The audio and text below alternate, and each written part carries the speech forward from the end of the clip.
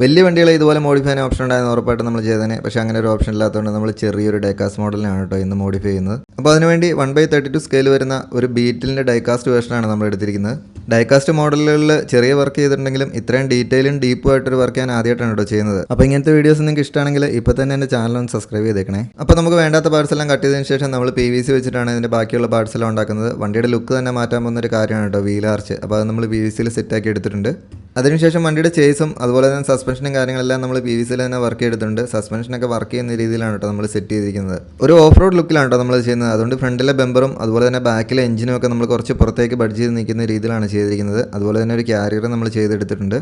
ഇനിയിപ്പോൾ പെയിൻറ്റിങ്ങും കാര്യങ്ങളൊക്കെ ചെയ്യുന്നതിന് മുമ്പ് നമുക്ക് വണ്ടീനെ ഫുള്ളായിട്ടൊന്ന് അസംബിൾ ചെയ്ത് നോക്കണം. എല്ലാം കറക്റ്റായിട്ട് ഫിറ്റായെങ്കിൽ മാത്രമേ നമുക്ക് പെയിൻറ്റിങ് ചെയ്യാൻ പറ്റുള്ളൂ.